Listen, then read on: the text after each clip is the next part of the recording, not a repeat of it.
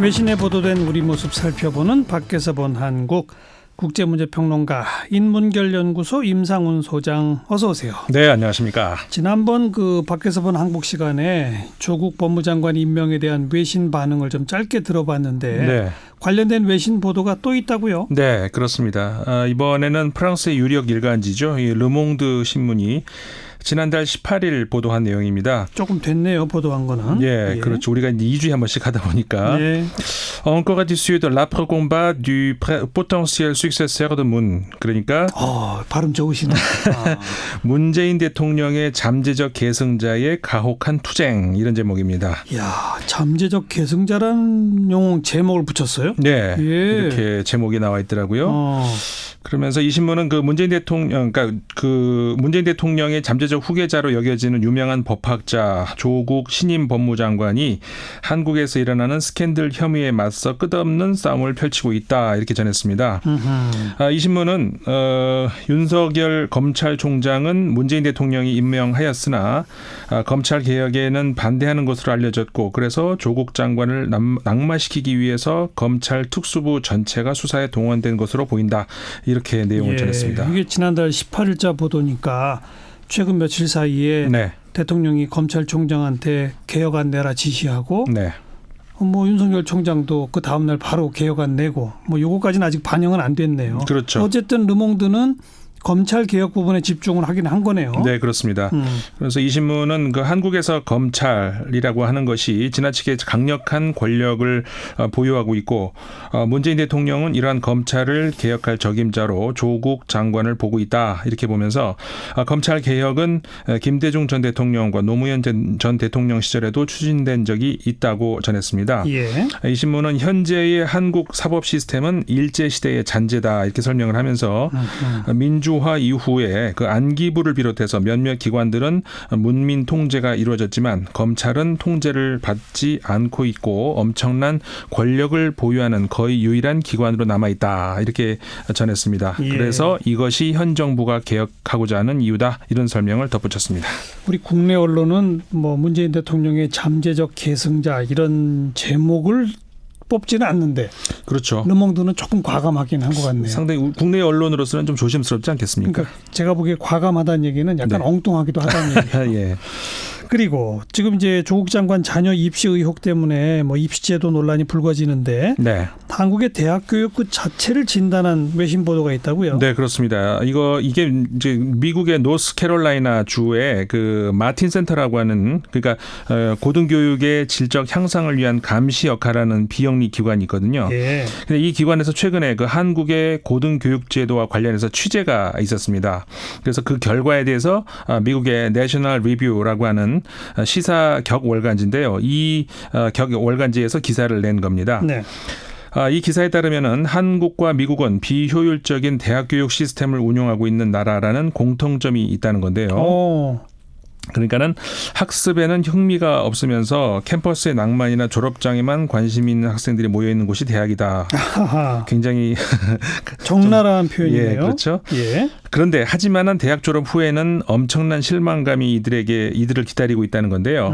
왜냐하면은 이들 졸업생들을 위한 좋은 일자리가 충분히 없기 때문이라는 겁니다. 예. 결국 이들은 대부분 대학을 졸업한 이후에 고등학교 졸업으로도 충분한 일을 결국 하게 된다는 건데, 맞아요. 이게 현실이죠. 예. 그걸 위해서 비싼 대학 등록금을 소비하고 있다는 겁니다. 예. 근데 이 기사에 따르면은요, 이 정도가 미국보다 더 심한 곳이 바로 한국이라는 겁니다. 그렇죠. 근데 네. 미국도 그렇군요. 그렇죠. 미국 고등교육의 문제점을 지적하면서 한국을 예로 든 거네요. 그렇습니다. 이 기사는. 네, 그렇습니다. 예. 한국의 그 대학 진학에 대한 열망, 여기에 대해서 이 시사지는요, 문화적 요인을 분석하고 있거든요. 그게 뭐냐면은 과거 일본의 식민통치 시절에 많은 한국인들에게는 이 고등교육이 그 허용조차 되지 않았다는 거죠. 예. 그래서 그 경험을 가지고 있는 한국인들이 이 잃어버린 세월을 만회하겠다, 이런 의지로 대학 열풍을 결국 한국에 한국에서 이제 몰고 왔다는 거죠. 예. 그러면서 이 시사지는 한국에는 경제적 번영으로 향하는 유일한 길이 대학 교육이라고 생각하는 일반적인 믿음이 있는데 실제로는 실용적 기술을 갖춘 근로자가 절실하게 필요한 그것이 경제인데 그걸 잘못 보고 있다. 네. 그래서 결국 소수의 엘리트 대학의 권위만 강화시켜주고 있다. 이렇게 얘기를 하면서 정확한 진단이네요. 그렇습니다. 예. 근데 마지막 말이 더 웃기는데 이거 어디서 많이 본 얘기 아닌가. 이렇게 결국 미국 이야기라는 점을 암시를 하고 있습니다. 네. 경제적 번영으로 향하는 유일한 길이 대학 교육이다라는 일반적 믿음이 있다. 근데 네. 실제는 기술을 갖춘 근로자가 더 필요하다. 그렇죠? 네. 그런 그 대학 교육 받으면 번영이 있다는 믿음이 있었어요, 과거에. 네. 요즘 많이 지금 줄어들었거든요. 많이 줄어들었죠. 네. 대학 진학률이 더 내려가야 됩니다. 네, 네. 그다음 한국과 일본 무역 갈등 속보 언론도 계속 관심을 보여요? 네, 이 사실 초기에는요 사실관계 중심의 보도가 많이 있었거든요. 그래서 저도 이제 많이 안 전해드렸는데 왜냐면 우리 다 아는 얘기니까. 예. 이제는 좀 심층 기사 그리고 그 원인에 대한 분석 기사들이 좀 점점 많이 나오고 있는 것 같습니다. 그래서 저도 좀 긴장하고 들여다보고 있는데 지난달 17일 독일의 프랑크푸르터 룬트샤우라는 신문이요 보도를 한 내용이 있는데 이것도 이제 제목을 그대로 읽어드리겠습니다. Südkorea und Japan ein Handelsstreit und eine alte Schuld. 이게 한국말로 뭐냐면요. 불어만 발음이 좋은 줄 알았더니 독일어도 발음이 좋으시네요. 아닙니다. 예. 무역 분쟁, 그러니까 한국과 일본 무역 분쟁과 오래된 책임이라는 제목이거든요. 예. 근데 이제 그 한일 간의 무역 분쟁의 원인 중 하나가 일본의 식민 지배와 그것의 청산이다. 이렇게 이 신문이 설명을 했습니다. 이 신문은 과거 독일과 일본이 똑같이 2차 세계대전 당시에 그 반인륜적인 그 엄청난 범죄를 저질렀지만은 두 나라가 그 이후 대처하는 방식이 명백하게 달랐다. 이렇게 말을 하면서 일본에서는 전쟁 관련해서 어두운 역사를 이야기할 때면은 늘 미국의 원자폭탄으로 초토화된 그 히로시마와 나가사키의 피해자로서의 입장으로 시야를 좁힌다. 이렇게 지적을 했습니다. 사실 자기들이 가해자인데 그 가해자로서의 과거는 은폐하고 피해자 얘기만 한다. 네, 그렇습니다. 이렇게 두 나라가 침략 전쟁 이후에 전혀 다른 태도를 보여왔던 이유, 이런 이유를 설명할 수 있는 그 전후 결과물로 이 신문은 이걸 들고 있습니다. 그러니까 유럽에서는 독일이 분단이 됐는데 그렇죠. 아시아에서는 일본이 분단된 게 아니라 한국이 분단됐다. 맞아요. 이 차이점이 있다는 거죠. 그러니까 사실은 일본이 분단됐어야 되는 거. 네, 뭐 그런 차이가 있는데 말하자면 그러니까 독일은 전쟁에 대한 책임으로 분단이 되면서까지 그에 대한 대가를 치렀고 그러면서 제국주의 하에 체제가 완전히 붕괴되고 전혀 다른 독일이 들어섰던 반면에 일본은 반대로 제국주의 체제가 그대로 전후에도 유지되면서 현재까지 오고 있다는 것이 다르다는 점이죠. 그 전쟁 책임의 주체가 그래서 결국 계속 일본의 현재의 중심 세력으로 남아있다는 지적인 셈인데 그렇죠. 이 신문은 그러면서 오히려 분단은 한국이 되고 그 분단 체제에서 치러진 전쟁 물자 공급으로 일본은 산업을 일으켜서 경제 붕이 됐다. 이렇게 설명을 하고 있습니다. 정확한 역사 진단이고요. 그렇습니다. 그리고요. 그러면서 이제 이 신문이 그 일본이 이 천황제를 국가 통합의 연속성을 위한 상징으로 유지했을 뿐만 아니라 심지어 전후 헌법의 첫 번째 조항으로까지 명시하기까지 했는데 반대로 독일은 그 헌법이 그 인간의 존엄성의 불가침성에 대해서 이제 시작을 하고 있는 점이 또 차이가 있다. 이런 지적을 하고 있습니다. 그래서 제가 찾아봤는데 실제로 일본 헌법의 제1조는요. 천황은 일본국의 상징이자 일본 국민 통합의 상징이다. 이렇게 돼 있거든요. 반면에 독일 헌법에 해당하는 그 기본법이라고 하는데 거기서는 제1조 1항에는 뭐라고 돼 있냐면은 인간의 존엄성은 훼손할 수 없다. 인간의 존엄성을 존중하고 보호하는 것은 모든 국가 권력의 책무이다. 이렇게 시작을 하고 있었습니다. 일본과 독일 헌법 1조만 보니까 딱 비교되네요. 그렇습니다. 뭐 이렇게 그 전쟁 후에 재건된 새로운 국가의 모습에서부터 그 두 나라가 다르기 때문에 바로 그 인간의 존엄성에 관련된 문제라고 할 수 있는 전쟁 위안부, 그다음에 강제징용 노동자 그 문제에 대한 접근에서 두 나라의 그 가치관이 국가 가치관이 다르다는 지적인 거죠.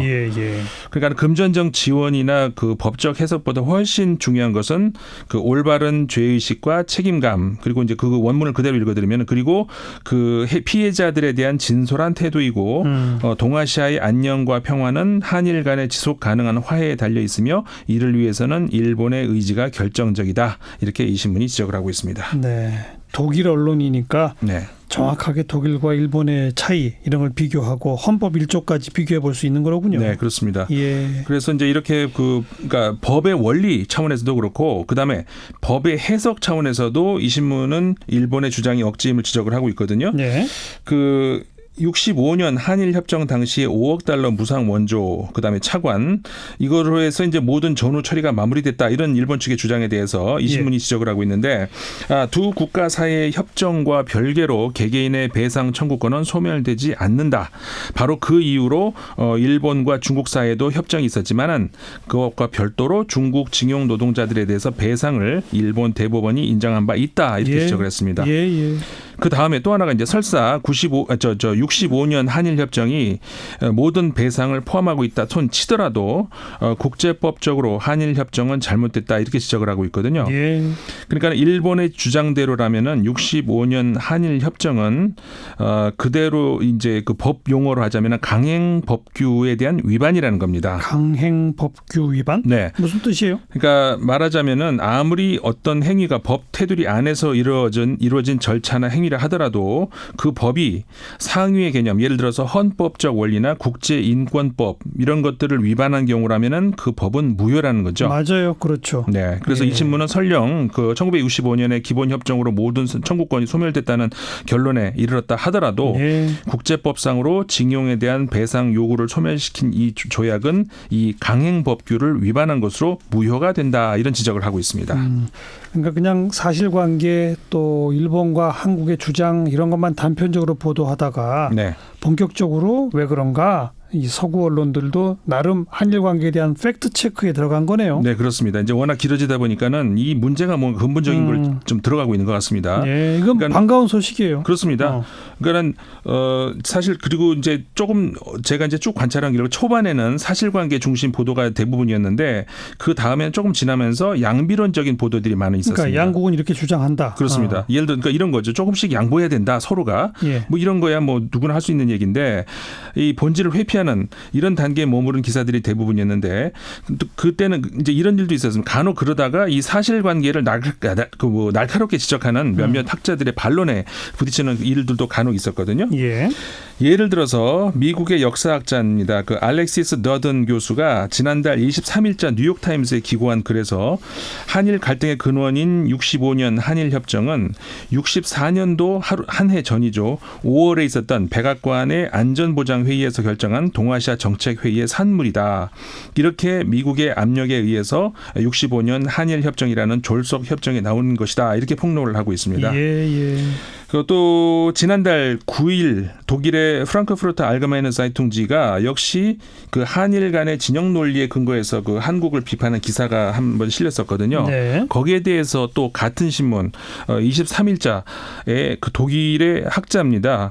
그 하네스 모슬러라고 하는 학자 교수가 이제 반박문을 기고한 글도 또 있었습니다. 한국을 비판한 기사에 대한 반박문. 네, 그렇습니다. 먼저 한국을 비판한 기사라는 게 뭔데요? 지난달 아까 말씀드린 9일자 프랑크푸르트 알게마이네 사이퉁인데요. 이게 제목이 Neue Fronten in Ostasien, 그러니까는 동아시아의 새로운 전선이라는 제목의 보도였습니다. 잠깐 요약해드리자면은 최근 한일 간의 갈등에 대해서 한국은 지난 수십 년간 일본과의 갈등에도 불구하고 실용주의적 자세를 유지해오던 그 협력의 틀을 깨고 최근 미국의 긴급한 권고에도 불구하고 일본과의 군사 비밀 정보 교류 협정 연장을 거부해서 지역 안보 협정을 어렵게 만들고 있다. 이런 내용의 기사였습니다. 근데 지소미아 파기한 걸 한국을 비판하는 거네요. 그렇죠. 그런데요. 근데 이에 대해서 독일 베를린 자유대학의 그 한국학과의 하네스 모슬러 교수가 정면으로 반박하는 글을 같은 신문 23일자에 기고한 거거든요. 제목이 뭐냐면은 지치지 말고 저항하라 이런 제목의 글입니다. 어떤 내용인데요? 제목은 아주 크네요. 네, 이 모슬러 교수는요, 1965년도 군사 독재자 박정희가 일본과 맺은 협정을 35년간 억압하고 착취한 일본의 죄를 마무리하는 것으로 인정하는 것을 실용주의적 접근이라고 한다면은, 그리고 또 하나 그의 딸 박근혜 전 대통령이 위안부 피해자들 몰래 일본과 합의해서 만든 그 지원 재단을 가만히 놔두는 것을 실용주의적 접근이라고 한다면은 한국의 현 정부의 한국의 접근이 실용주의를 버린 것 맞다. 하지만 그런 실용주의가 바로 지금까지 한국과 일본의 보수주의 정부가 야기한 한일 문제, 한일 관계 문제의 근원이다. 이렇게 지적을 하고 있습니다. 그러면서 일본은 그 전쟁에 대한 사과를 했음에도 한국에 끊이지 않는 새로운 요구사항을 듣는데 지쳤다라고 말을 하는데 그것은 새로운 요구가 아니라 오래된 요구이고 한국인들이 그렇게 입이 닳도록 얘기하는 것은 간단하다. 한국인들은 지금 일본에서 계속되고 반복되는 반인류적인 범죄에 대한 부인, 전범자의 영웅화, 평화헌법을 해체하려는 시도, 역사 비판적인 전시회를 방해하는 행위, 또 피해자들의 보상 요구를 거부하는 소리를 듣는데 지쳤기 때문이다라고 모슬러 교수가 말을 하고 있습니다. 지치지 말고 저항하라. 그런 제목이 여기서 붙었군요. 네, 그렇습니다. 그러면서 모슬러 교수는 만약에 한국이 폴란드나 프랑스였다면은 확실히 실용주의적일 수 있었을 것이다. 이렇게 말을 하는데요. 그 이유가 폴란드와 프랑스를 침략했던 독일은 그 이후에 도덕적이기 위해서 부단한 노력을 했고 이웃 국가들과 전 세계의 독일의 역사적 잘못을 인식하고 책임을 인정하는데 지치지 않기 때문이다. 이렇게 이야기를 하고 있습니다. 그래서 일본도 책임을 인정하는데 지치지 말아야 하고 한국도 일본의 태도에 실용주의 명목으로 지치지 말아야 한다는 건데요. 그러면서 모슬러 교수는 동아시아의 모든 당사자들이 좀 더 깨어있기를 바랄 뿐이다. 이렇게 글을 맺고 있습니다. 네. 독일에 이런 언론, 이런 지식인들이 있으니까 네. 오늘의 독일의 번영이 나오는 겁니다. 그래서 독일이죠. 그렇죠. 수고하셨습니다. 네, 고맙습니다. 인문결연구소 임상훈 소장이었어요.